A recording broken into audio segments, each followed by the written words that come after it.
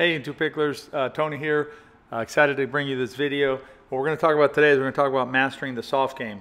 These four players in this video are four of the best players in the game. On our side here, closest to us are Brian Staub in the sleeveless shirt and Steve Dawson in the red shirt. On the other side is Glen Peterson in the black shirt and Scott Moore in the white shirt. This point consists of nearly 30 shots, most of which are either dinks or volley dinks. And so what we're going to do is we're going to look at the form that these gentlemen execute these strokes in so that you can improve your soft game. The idea here is to master the soft game. So let's get into it. The first shot we're going to look at here is Scott Moore's third shot. It's more conventionally now being called the long dink, just because it's basically a dink that's just longer than a dink up at the no volley zone. So what we're going to look at here is first is look at Scott's foundation. It's nice and solid foundation there. His weight is forward. His hitting shoulder is stacked on top of the front knee. That's a really important concept. You can see that his point of contact with the ball is out in front. He's hitting the ball out in front, and his eyes are on the contact zone or on the ball. Basically, he's focused on what he's doing before he executes the shot. Then you can see he has a nice follow through here before looking up, and then the ball clearance here is critical. Scott gives himself really nice, a lot of room here with his ball clearance. That ball has no chance of hitting the net, at least not from the front. It might fall short, but it's not going to hit it straight in. So it's a really good clearance, and that allows also him and Glen to have time to basically buys them time for them to be able to move forward, and that's what you want to do with your third shot. This next part of the point, if you see that Scott hasn't quite made it all the way in, I would prefer Brian here to try and keep Scott back as much as possible. Instead, the volley lands a little bit short, meaning that Scott can now move forward. What you want to do when you're playing on the return side is you want to keep the serve team back as much as you can. If Scott has made it halfway, you want to keep him halfway if you can. Here, let's look at the dink from Scott. Again, you're going to see that his balance is good, shoulder's good, his contact is out in front, and his eyes are on the contact zone. Very consistent shot by Scott here. The same as with his third shot. What you're going to see here is he gives himself a nice net clearance here. Little chance of hitting the net. Not quite as much clearance as the last shot, but still good clearance and little chance of hitting the net. Here, Steve's going to redirect it to Glen's side. You're going to see Glen do a nice shuffle step over. And then we're going to look at the same elements that we looked at with Scott, which is a good foundation by Glen. He's shifted over. He's not reaching. His weight's forward. His shoulder is stacked over his hitting knee. Point of contact is out in front. And just as with Scott, his eyes are on the contact zone, and he's ready to execute this dink nice and controlled and comfortably. He elects to go down the line here to Brian's backhand on the dink, and then you're going to basically see with Brian, exact same thing. He has a good foundation. He's slid over there. You're going to see the shoulder again and his weight being stacked on top of his knee, the knee that's out in front. You're going to see the point of contact is out in front, and again, eyes are on the contact zone. What you're seeing is basically with all of these players, it's the same technique. They're all executing the same sort of shots, and that's why they're so consistent with their shots. He also has good net clearance, little chance of hitting the net. So what you're seeing with all of these shots here is basically the same approach by all of them. They all move to the ball well. That allows them to have a good foundation, a good base from which to hit on. Their shoulders engaged in the shot. They're hitting the ball out in front, and they keep their eyes on the point of contact. All the necessary components for executing a good shot. And then as the arc of the ball, you want to make sure you have enough clearance so that you don't bring the net into play, and that allows you to just be consistent and not miss your dinks.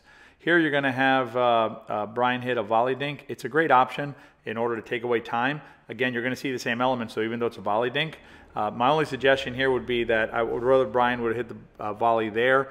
There's a little bit of space that's been developed between Scott and Glen because of the last dink. And then I would hit a soft dink volley here. Not a hard shot here, because a hard shot would be attacked by either Glen or Scott. What you want to do is you want to hit a soft ball that kind of lands between them or is dipping between them and force them to cover that ball.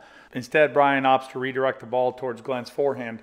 What's interesting about this dink for Glen is that Glen has a choice here. He can either volley dink this ball like Brian just did. You can see the ball bounce on the white line, or he could step back. Either one is fine here. He chose to step back. Glen chose to step back, which is fine, but you got to make sure if you're stepping back that you gain enough space so that you can then execute a proper dink like you see Glen does here. And then what Glen's going to do here is he's going to go cross court. He basically rolls that ball cross court towards Steve. Again, he has really nice net clearance on his dink. No chance of hitting the net there. Here you're going to get to see basically off the bounce dink. Steve Dawson, of all the 4 players on the court, has a different technique than the other 3 players. He steps forward towards the ball. He elects to take it off the bounce, which is not an improper technique. It's a fine technique if you can do it. It's something that Steve Dawson does very well. He does it, as I understand it, in order to take away time from his opponent. But if you look at his technique is still the same as the other 3 players in terms of his body position, his weight, his point of contact, and keeping the eyes on the ball. I'm not going to break down every single dink in this video, but I want you to look at every time that one of these players dinks, how consistently their body weight is in the same position and the same techniques every single time and the clearance. I do want to digress here for a second to show you Steve's volley dink. I think it's really important to see his technique. Notice how Steve catches this ball. He's not hitting it. He's not swinging at it. He's just basically catching it and throwing it over. And I'll link to that video about throwing the ball above. But I thought that volley dink was a really good example of how you basically just take that ball and don't hit it. You basically catch it and then just gently throw it over to the spot that you're trying to hit. Here you're going to see some more dinking here from Steve and Scott. This one is worth looking at for a second because Scott's pulled pretty wide here. He has very little room to work. So the easiest angle for him to hit here is cross court. If you can see the angle of that arc there. If he tries to go on a straight dink here, he does not have a lot of room to work with. But no matter what, you're going to see Scott has a really good foundation and everything else again with the eyes engaged and the point of contact. Notice that he doesn't have room to work. So his clearance is less than on the other shots, but that's simply because of the angle that he has to hit on. He just doesn't have as much room to work with there. So that's why he ends up hitting the ball so close to the net. Again, a gap has been created here between Scott and Glen. You can see that space there. I like an Aggrodink there. I'll link to the Aggrodink video above. You can look at that later. But basically where you force that ball between Scott and Glen, not a hard ball, but just a ball between them that forces them to reach, and hopefully you get a pop-up there. Here the players are going to just go back and forth with some nice dinking. You're just going to see constant movement, foundation. Look how Scott gains control of his body there to execute that dink. They're just basically playing the patient cat and mouse game that is pickleball sometimes here. But I want you to notice that every time they try and get their foundation as well as they can. They slide over to the ball. They get their positioning correct. They get their shoulder in play. They give themselves nice clearance. It's just an excellent demonstration of the soft game by some of the best players in the game. Here, Glen decides to try and end the point. He tries to surprise Brian with a down-the-line shot. It's actually a well-disguised shot because it looks just like Glen's dink stroke, but you'll see in a second that it ends up being a risky proposition.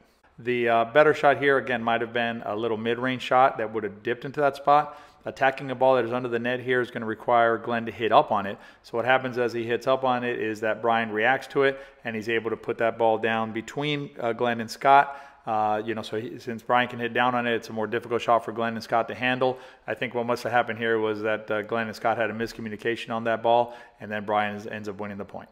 Next time you're out there, try to make sure that you're moving to the ball, that you're getting a good foundation with starting from your feet, your legs, your hips, your core. Everything is in good foundation.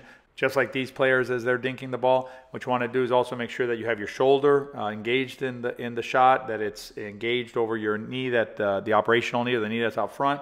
Make sure that you're hitting the ball out in front, keeping eyes on the ball, and giving yourself enough clearance to get that ball over the net and take the net out of play.